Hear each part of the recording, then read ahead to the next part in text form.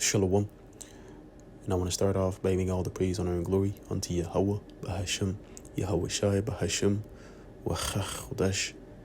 Double honors to my teachers, their apostles, and elders of Great Millstone, and salutations to you, Akim, those out there listening, pushing forth this word with truth and sincerity, and your few Akwat as well, that's listening with sincerity. All right, today, I'm just coming back at you guys through the spirit and power of Yahweh, Bahashim, Yahweh Shai. And Esau, Edom, cannot learn righteousness. Okay? And Esau, Edom, being the so-called white man. Okay? Mass majority of the so-called white people, they are descendants of Esau, which Esau is Edom. Esau is the forefather or the progenitor of the nation of Edom. Okay, so that nation, that group of people, they cannot learn righteousness, man. No matter how much that you may beat righteousness into them, they will not be righteous. Okay? No matter how much you rebuke them, showing them this is the proper way, that's how you go about it to basically be under good favors of the Heavenly Father, they will not do it. Because their spirit was not framed to be that of the righteous. Their spirit was not framed to follow after righteousness. Because the only thing that they eat, let's start with Proverbs. Because Proverbs tells you how that, they eat the bread of violence and drink something of wickedness. Let's get it. Okay? Bear with me for a minute. Let's see. Yep. This is Proverbs 4, and we'll start at verse 16. It says, you know what? Let's start at verse 14, just to get a little build up. It says, enter not into the path of the wicked, and go not in the way of evil men. Avoid it, pass not by it, turn from it, and pass away, because why? It only leads to death. The path of the wicked only leads to death. Nowhere else. It may have many, you may say, roads, but regardless, the final destination will be death. No matter how it's presented to you, it will be death. That's why you're supposed to turn from it, pass away. Don't follow the ways of the wicked, regardless if they prosper in the world, because this is their world. That's why they prosper. Okay? That's why scriptures tell us not to get envious at the foolish, or don't set your eyes upon goods that's unjustly gotten. Because there's gonna be a judgment for the wicked, man. And if you decide to follow their path, you are going to be judged with them. So avoid the path of the wicked. Okay? It says verse 16, for they sleep not except they have done mischief, and their sleep is taken away unless they cause some to fall. And that's the mindset of these Edomites, especially the dons, the rulers of the earth, these top banking families. Okay? And we always repeat it. You so-called Rothschilds, Oppenheimers, Rockefellers. Okay, these guys, they don't sleep unless they do mischief, man. Unless they cause someone to fall. They don't sleep like a baby unless they concoct some type of plan to basically spread wickedness on the earth to destroy people. Okay? They don't feel right. Just like us, right? If you don't make a lesson, right, you don't feel right. It's the same thing for them. If you don't do wickedness, if you don't do Satan's bidding, they don't feel right. Just like we're striving for righteousness, it's the same thing for them. It's what? Striving for wickedness. Okay? Just like we're fervent to do Yahweh Shem Yahshua's will, to do righteousness, them, it's the same thing on the left-hand side. They're fervent to spread forth wickedness. Okay? Which it makes me think of a meme I've seen a couple months back on Instagram of a Jake that did a particular skit of, basically of the elites. They're like, basically making their plans. Oh, did we spray the chemtrails? Did we poison the food? Did we, In other words, they're checking if everything was aligned to where they were spreading their wickedness. And that's how their mindset works, man. It works to that they're only thinking upon wickedness. Only. Else they're not going to sleep right. Else they're going to be tossing and turning on their bed like, what's going on? Something doesn't feel right. We didn't spray the chemtrails. That's why. Damn. Call Bob, man. Let him know to tell the executive to, you know what I'm saying? Yeah. Because their spirit was framed to do wickedness. Okay? Verse 17, this is the point here. It says, for they eat the bread of wickedness and drink the wine of violence. That's what they eat, man. The bread of wickedness. You see? Because they are the wicked. That's why they eat the bread of wickedness and drink the wine of violence. And here it is right now. They're ruling the earth. Job 9:24. The earth is given into the hands of the wicked, and he covereth the faces of the judges thereof. So, hey, that's his MO. That's what he does. Only wickedness. Hey, I quoted Job 9:24, right? During rulership, right? The so-called white people, right? During rulership. What are they doing with their rulership? Is righteousness being exalted? Huh? Do you see flamers being put to death? Huh? Do you see women and men being put to death for committing adultery? No. Okay, because when you do that, that's forwarding righteousness because it's cutting off basically wickedness. Okay?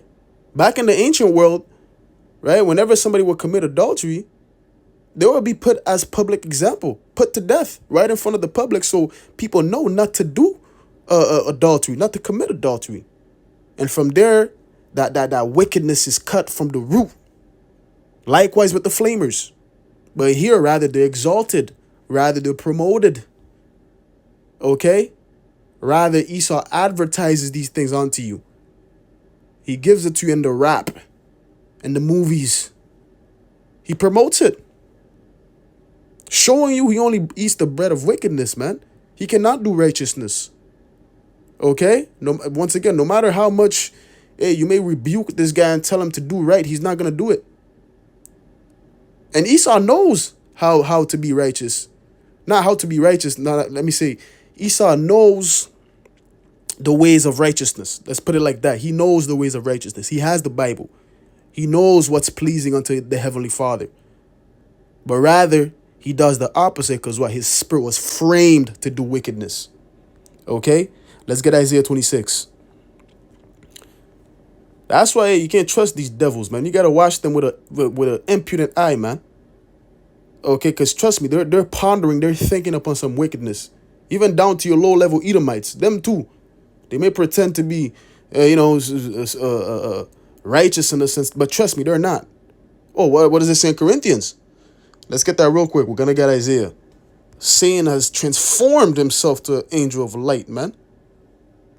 Don't forget about that. Okay? 2 Corinthians 11:14. Let's get in a blue letter. This is 2 Corinthians 11 and verse 14. It says, and no marvel, for Satan himself is transformed into an angel of light. Okay, Satan has disguised himself into an angel of light, man. Okay? The physical counterpart of Satan, which is the descendants of Esau. Okay, the so-called white people today. They're the spawn of Satan themselves. They're the spawn of Satan. That's the physical counterpart of Satan on the earth today. And they have transformed themselves into the angel of light. They pretend to be your friend. They pretend to be philanthropists. They pretend to be a so-called righteous. They give smooth words, but inwardly they're thinking about how to slay you, to bring you down, to make a trap, a pit for you to fall in. Then afterwards laugh at you. You can't trust these Edomites, man. Even down to your low-level Edomites, you can't trust them. Okay, and the Spirit will tell you whenever someone's an Edomite.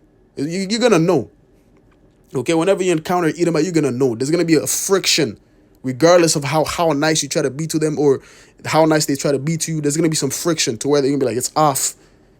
He's going to dab you up. He's going to fall off. Words that come out of his mouth is going to fall off. You're going to know. But but once again, they disguise themselves into an angel of light. Okay? But it's the devil and Satan. Okay? Yeah, I was gonna get Isaiah 26. So let's get Isaiah 26. Okay? So back to Isaiah 26 and verse 10.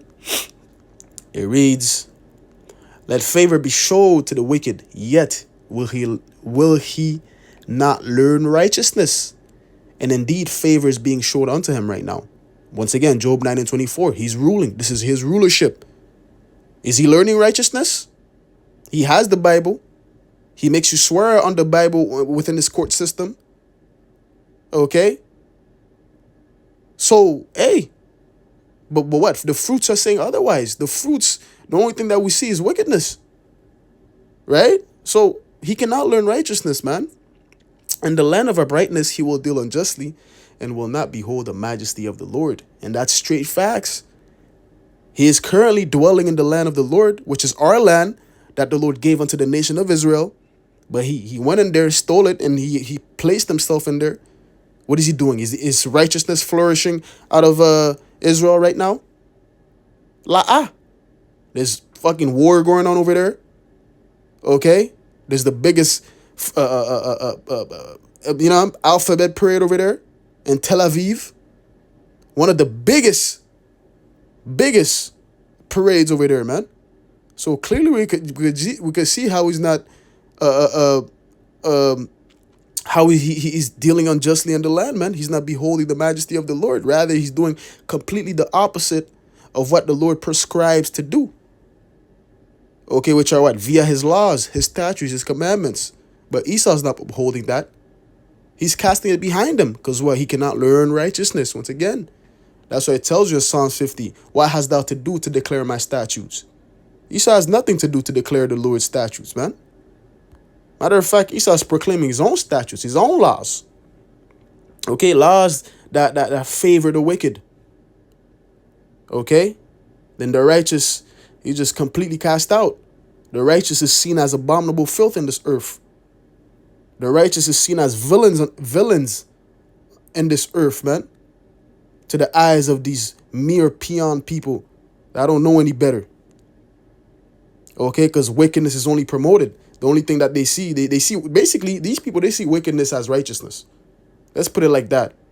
That's how they see it. Because whenever the true righteousness is shown unto them, they despise it. Because ultimately, they're fucking wicked themselves. They're under the vibration of the wicked themselves. Okay? So this is Psalms 50.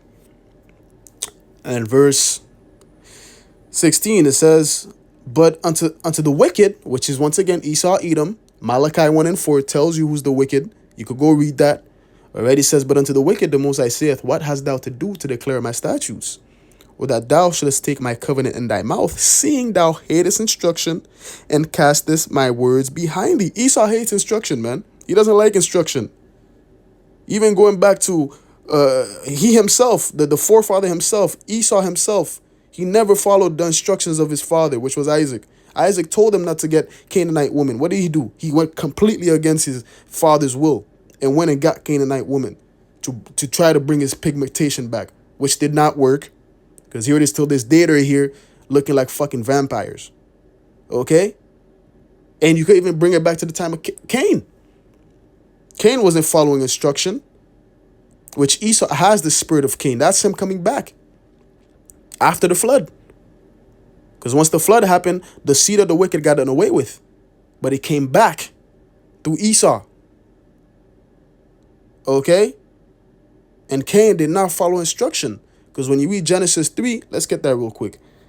Because when you read Genesis 3, not 3, 4, forgive me. When you read Genesis 4, I'm going to get to the point. Okay? So this is Genesis 4 and verse 3. We'll start at verse 3, okay?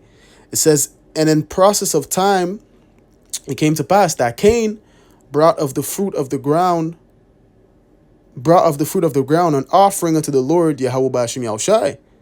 And Abel, he also brought of the firstlings of his flock and of the fat thereof, And the Lord had respect unto Abel and his offering, but unto Cain and his offering he had no respect. And Cain was very wroth, and his countenance fell. So this right here, when you read this, that low account we just read, it's telling you first and foremost that what? They knew the law of sacrifice. Because how else would they go and do an offering unto the Lord? That means they have to have known how to do it. Because back then, during the time of the Adamites, the law was orally. Going back to Genesis 2, when the Most High put the breath of life into Adam, that's when he received the ways and the mannerisms, the laws. That's when he received that breath of life, which is wisdom, which tells you basically how to serve the Lord. So Adam received that. When Adam got seed, Cain, Abel, other children, he thought or teached his seed, his sons and daughters, the ways of righteousness, the law of sacrifice.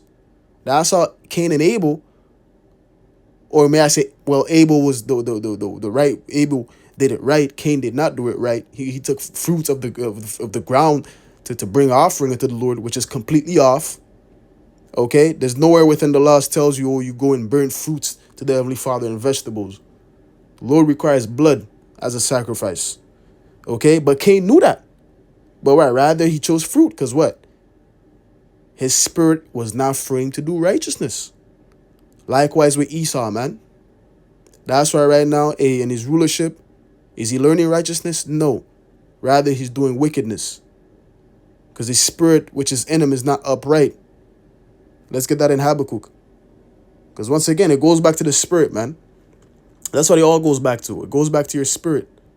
If your spirit is that of the righteous, you will do righteousness. Because you have a conscience that's within your mind that's telling you whenever you go off, you know you're going off, man. You're not supposed to do that. And you feel bad. But Esau, man, he doesn't feel like that. Whenever he does wickedness, he feels good. He feels like he's doing the right thing.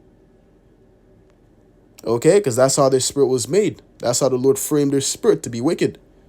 Okay, this is Habakkuk 2:4. Behold, his soul which is lifted up is not upright in him, but the just shall live by his faith. You see, his soul is not upright. It's crooked. And it cannot be made straight. Ooh, let's get that too. Let's get that in Ecclesiastes. See, you go now you're seeing how that, these motherfuckers, they cannot learn righteousness. Okay? Regardless of how much they may study the Bible or whatever. Because Esau does study the Bible. Okay, he studies it. Okay? But is he taking heed? No. This is Ecclesiastes 1 and verse 15. It says, that which is crooked cannot be made straight, and that which is wanton cannot be numbered. See? What's crooked, you cannot make it straight. And Esau is fucking crooked. His spirit's not upright, man. He's crooked down to the molecule. Okay? Down to the molecule. Esau is fucking crooked. His DNA is just wicked. Okay? Satan. Once again, he's the physical counterpart of Satan. Okay? There are the sons of the wicked, man. All right?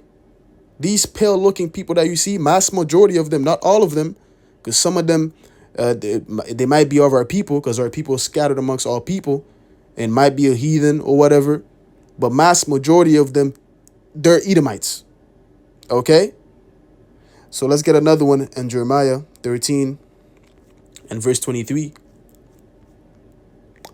It says, can the Ethiopian change his skin, or the leopard his spots? And it's a rhetorical question. Okay, it doesn't need an answer. They can't. Okay? It says, then may ye also do good that are accustomed to do evil. Basically, it's telling you, yo, if you're accustomed to do evil, you cannot do good. That's basically what it's saying. Because the Ethiopian cannot change his skin, nor the leopard.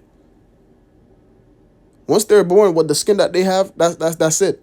You can't change it. You can't change the spots. The leopard cannot go and change the spots, man. So Esau cannot go and you try to teach him and rehabilitate him to learn righteousness. No, it's not gonna work. Okay, they're set. The Lord Yahweh Shem Shai put them on earth to spread wickedness. That's it. That's what they're built for. Outside of that, man, they have no value. That's why Job said, "Unto whom might the strength of their hands profit me, and whom old age perish?" Job 30 and 2, right? Because once again, the only thing that they're good for is only to spread wickedness.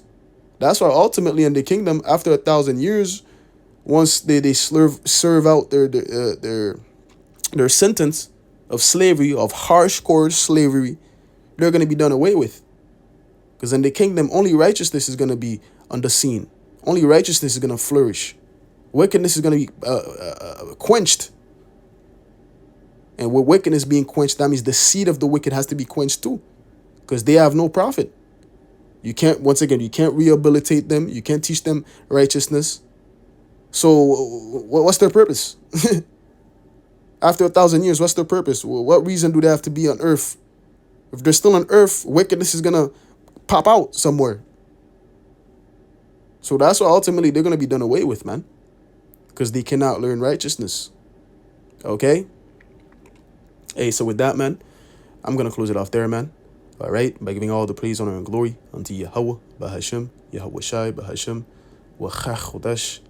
Lord willing, this lesson was edifying. Until next time, I'm going to say Shalom.